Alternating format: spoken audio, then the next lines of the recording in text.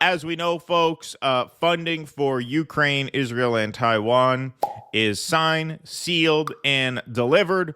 Funding for Ukraine is already out the door. Biden announced yesterday he would get it out within hours, not even waiting for the check to go through.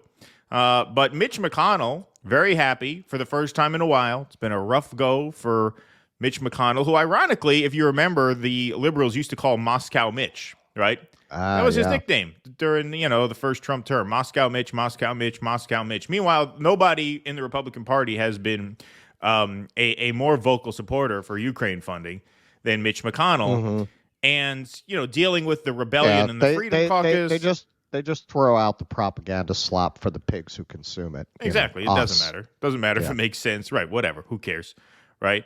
But McConnell, between, having to deal with the, Insurgent Freedom Caucus, which was not as much his problem as Johnson since they're in the House, but still holding up the bill so they didn't make it to the Senate. And obviously, he had a big falling out with Donald Trump over the 2020 outcome. It's been a rough go for him. So he is finally feeling pretty good to get this World War III funding out the door. And he was asked, what took so long? What took so long? Why couldn't the Republicans unite behind Ukraine? And let's see who he pins the blame on.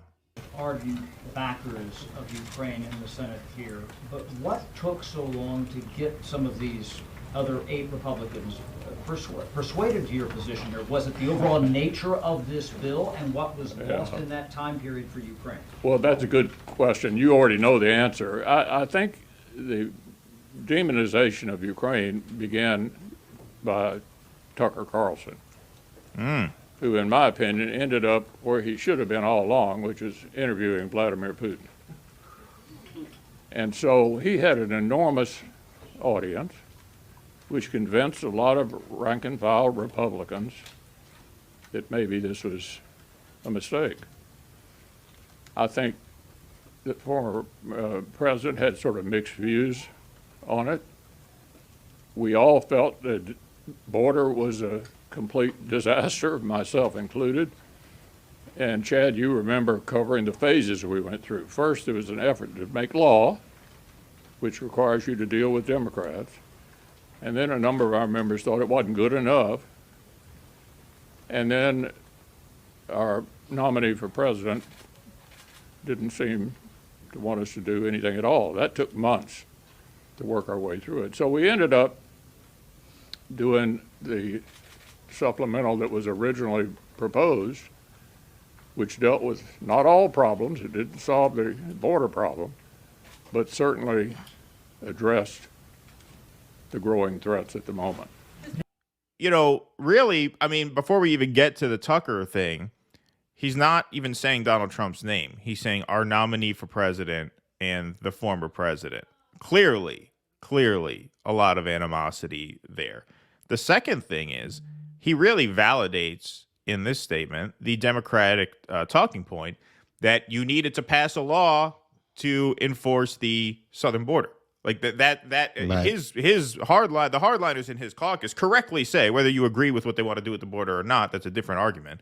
But they correctly say you have enough laws already on the books to the point where, as an executive, you could enforce those laws and restore order there. But no, he says, well, we needed a law to be passed. And because Donald Trump didn't want us to pass it because he wanted to run on the issue, that's why we weren't able to get that done. That's why we had to split it up and get the funding to Ukraine, which obviously was more important because you gave up that major bargaining chip that you had, which is border enforcement, to get this through anyway. So now they have basically Democrat pushovers at the House level, at the Senate level. The Republicans are run by Democrats now.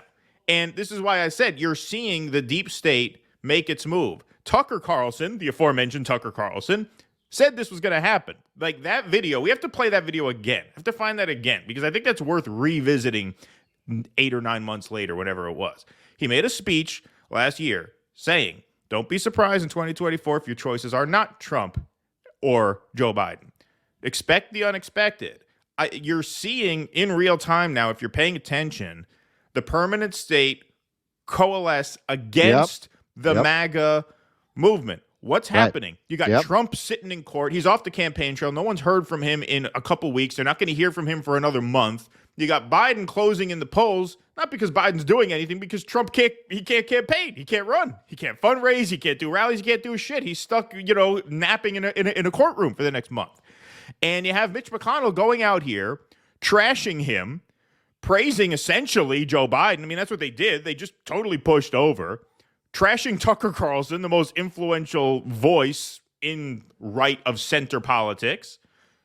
It looks like they are back in charge. Like, it really does. Like, they are on some roll this week. Well, and that outcome was never really in doubt. If you actually understand how much entrenched power those interests have, they were caught off guard by MAGA. They were caught off guard even by Bernie. It's just that the Democratic Party has superdelegates, and they have the media in a way that the Republican Party doesn't. It's not that there's no right-wing media, but the quote-unquote mainstream media is all working for the Democratic Party, which made it a little easier for them to whack Sanders. And also because of who their voting base is.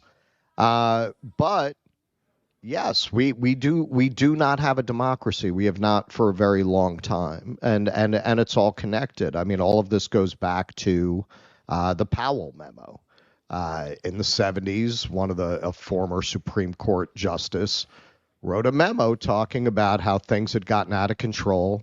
He was basically saying this whole democracy thing has gone too far. And he basically wrote a blueprint for corporations to take over society, to how they could take over the media, how they could influence universities. And we're living in that world. This is why I've mentioned this. If you look at young idealistic people today, they have absolutely no class consciousness at all. At all. Their entire notion of how to fight to make society better is all identity. Why? That's very weird. I didn't like the movie, but The Irishman showed some recreations of Teamsters meetings. And they sound like fucking Karl Marx back then, these guys.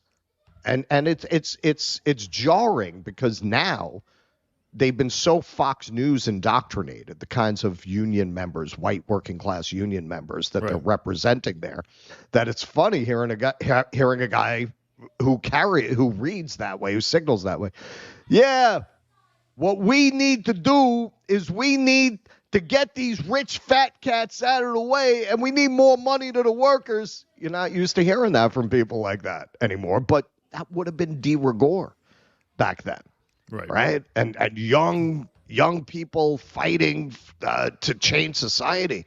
They always would have had an economic and class perspective, and they don't. They won. We're living in the world that the Powell memo described and wanted to create. So yeah, their power is so entrenched on every level now. Yeah, the MAGA thing caught them by surprise. They never thought Trump was going to win. They never thought it would go that far. They thought Hillary would be in, which they would have been very happy with.